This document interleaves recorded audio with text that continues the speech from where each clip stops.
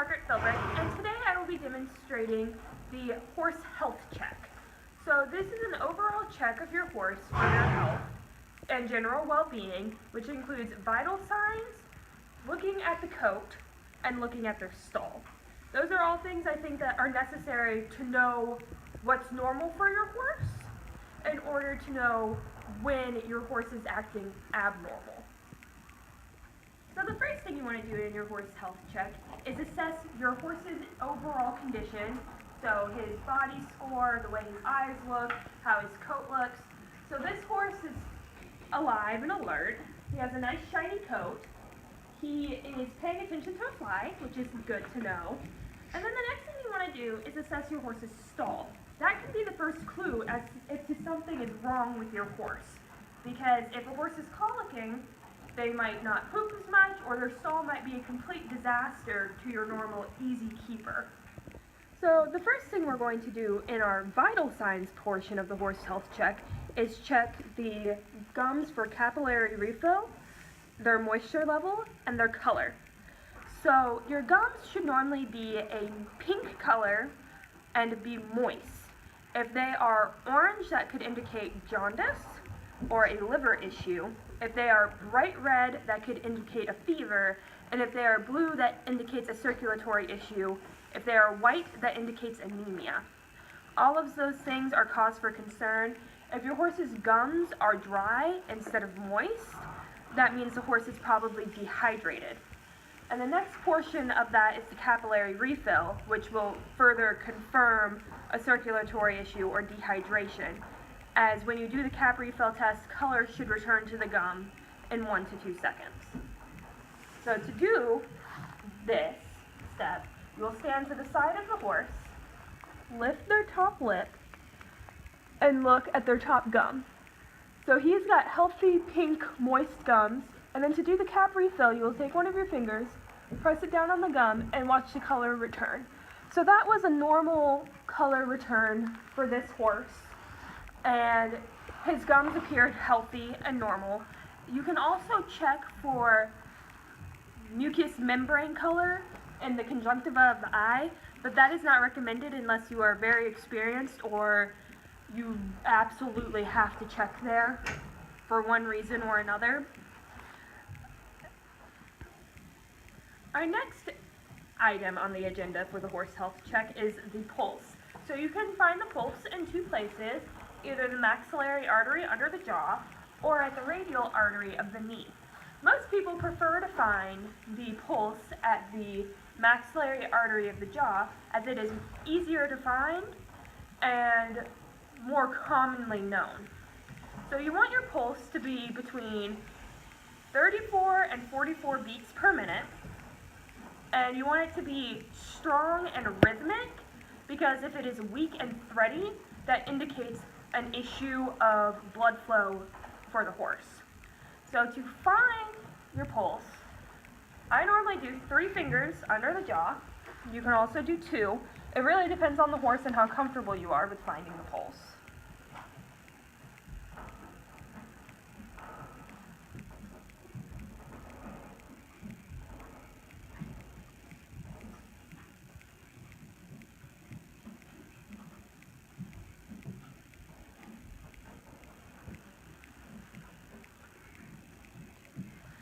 So I got 8 beats. 8 times 6 is 48. So that's a little high. So this horse's pulse might be a little high because A, it is cold out, B, he has been sheeted, so he's probably circulating blood through faster to keep him warm at this point in time. Another thing you should check for daily is a digital pulse. You should get very familiar with your horse's feet and also understand how to find a digital pulse in case a horse comes up lame. So this horse has reoccurring lameness issues. So I know his feet very well. I know what they should look like, and I know how he should want to place them and such. So to find your digital pulse, you would go behind the paddle pastern just below the fetlock, and there's what feels like a vein, and you would put 2 fingers there. And you would check it on both sides, so inside and outside of the foot, of the pastern, to make sure that it's not just one side is fine and the other one isn't.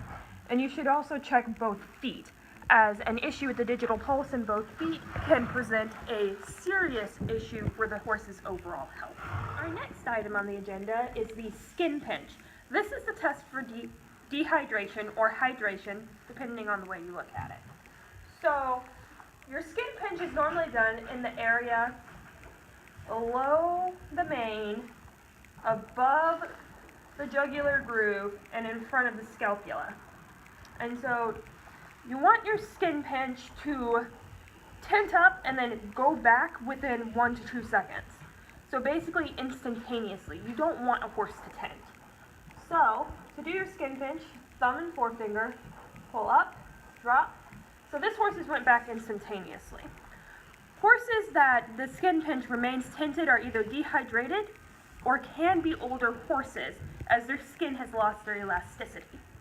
Our next vital sign we will be looking at is the heart rate. This is different from the pulse because the pulse is finding what should be the heart rate in an artery, while finding direct heart rate is what is actually going on in the heart.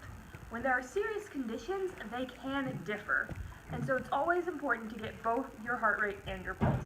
So before you even begin taking the heart rate, make sure your earpieces for your stethoscope face the right way. You want them pointing outwards, not inwards, as if you have them pointing inwards, you can't hear with them. So, we'll place them in the ear, test to see if it's working, and then go find your heart rate.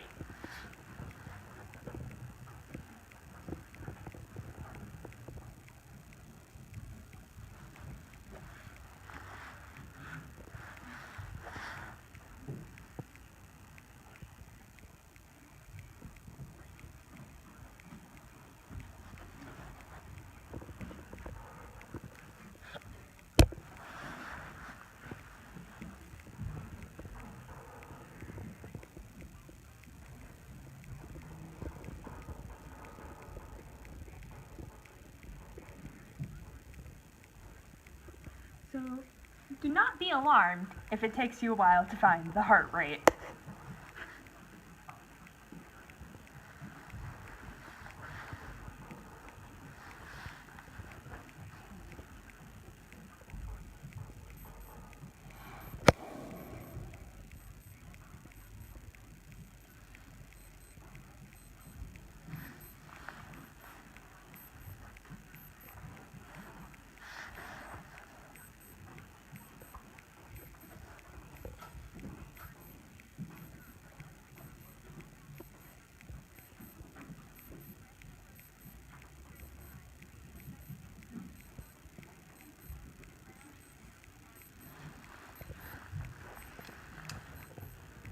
So again, I got 8, which matches up with the pulse rate we took earlier, which equals 48.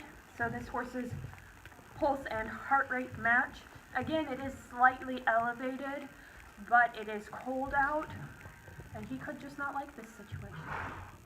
Your next vital sign is respiration. So we don't watch the nostrils when we're looking for respiration. We watch the flank area.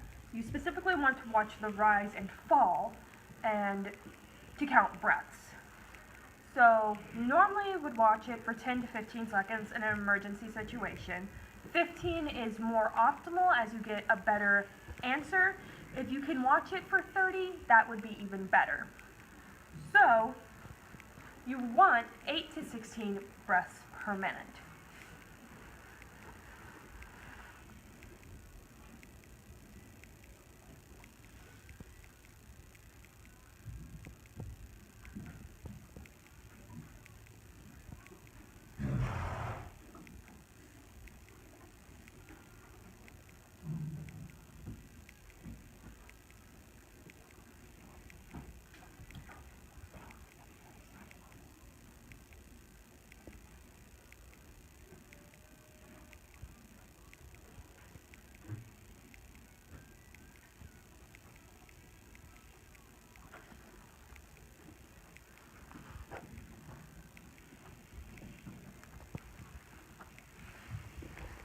So I got 3 breaths in the span of 15 seconds, which would be 12 breaths per minute, which is in the average range for a horse. Our next vital sign we will be looking at is gut sounds. So to find the gut sounds, most veterinarians say you should use a stethoscope, and you will look in the 4 quadrants. So that would be here, here, and the same locations on the other side of the horse. Now, I frankly cannot hear very well with a stethoscope, so I prefer to listen with my ear. So to do that, you place whatever ear faces you towards the hind end on the horse and listen to see if you hear gurgling, rumbling. If you hear a sound like a faucet being turned on, that indicates hypermotility, and that is a cause for immediate concern. If you hear no sound, that is also a cause for immediate concern. There should always be sound when you're listening for gut sounds. There should never be dead silent, but it also shouldn't be overly active. So to listen for gut sounds, you'll tell the horse you are here. And then you will lay your head on their flank and listen.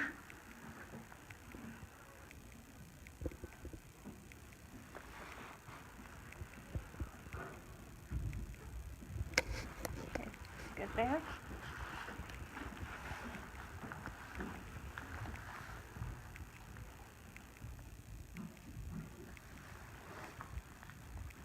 Sorry. So he has good active gut sounds that aren't too active and are normal for him. So our next and final vital sign is temperature.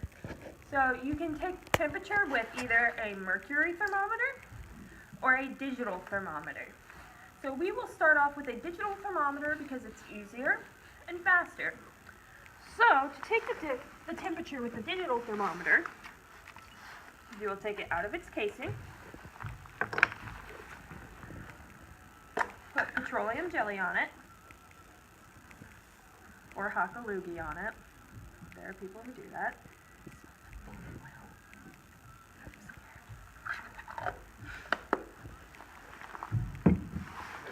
And then you'll stand to the side of the horse, making sure their tail is out of the way. Push their tail to the side, insert the thermometer, and takes the temperature. You want to ensure that your thermometer is tilted slightly upwards in order to get the temperature of the membrane and not a pile of poop.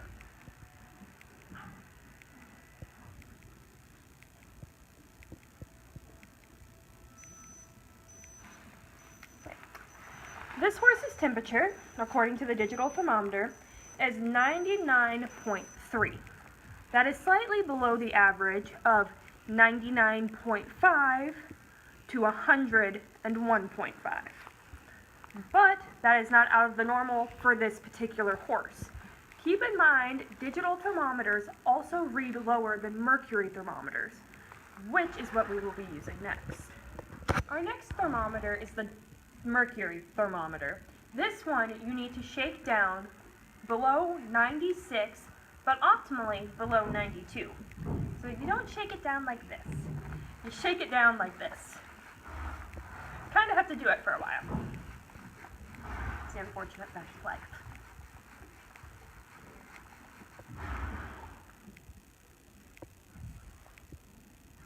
This one went way below 92. Next, you will put Vaseline on your thermometer.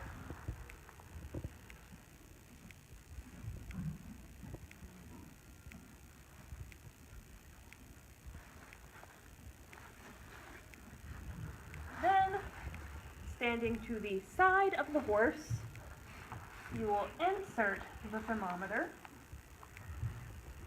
remembering to point upwards so you touch the membrane and not a pile of poop. And then you want to time it for 2 minutes. So with the mercury thermometer, you can clip it to the tail, In most situations, I prefer to stand here for the full 2 minutes.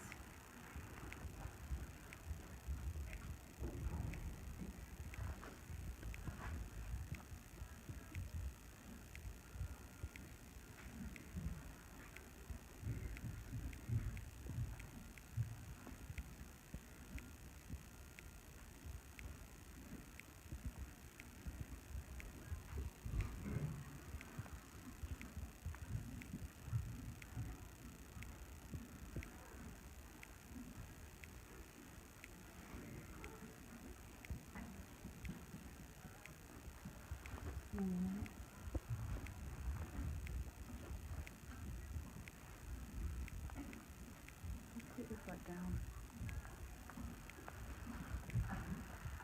2 minutes is a very long time.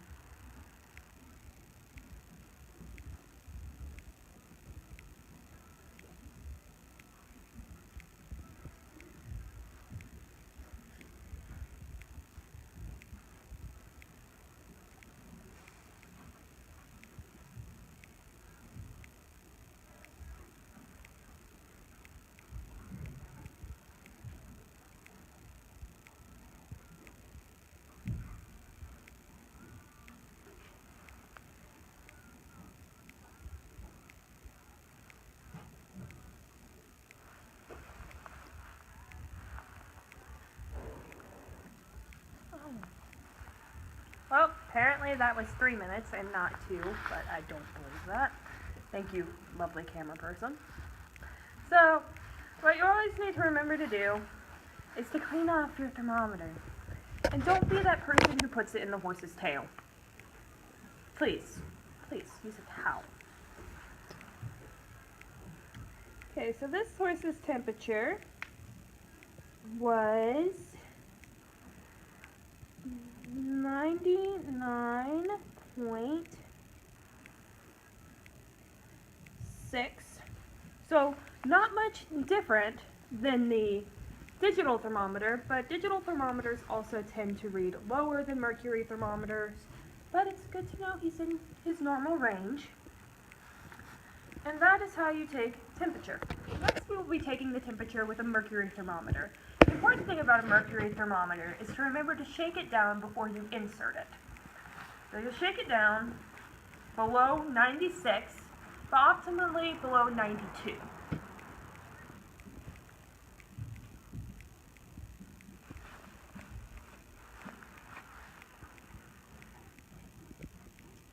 And then you'll put Vaseline on your thermometer.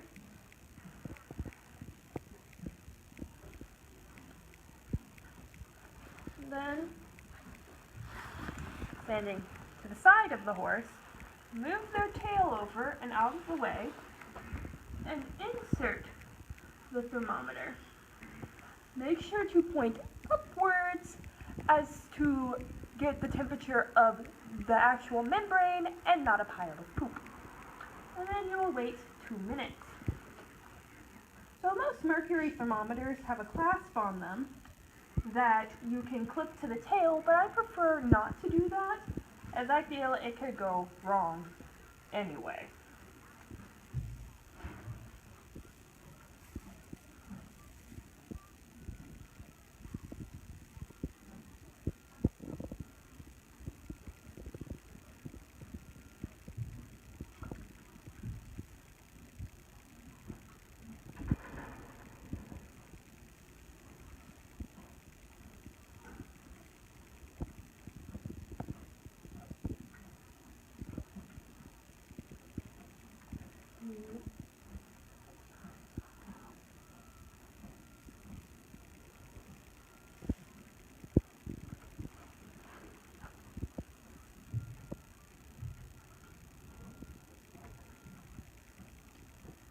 Ding ding ding, 1 minute.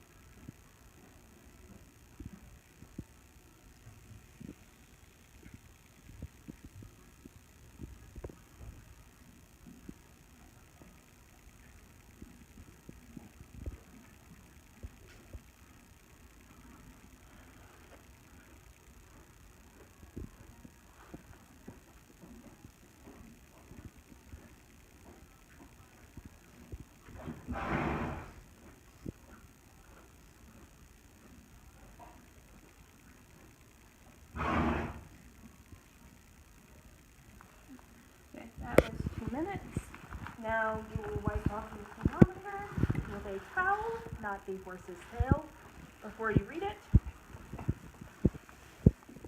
This thermometer says that this horse is at 99.6, which is average, and yes, it is a little higher than the digital thermometer, but that is normal for a mercury thermometer to run higher than a digital. And this is how to do a horse health check. Remember, safety always takes precedence over getting the horse's vitals, and if you come into a situation where you need a handler and you can't cross-tie the horse, remember to call somebody to come help you. This has been your horse health check.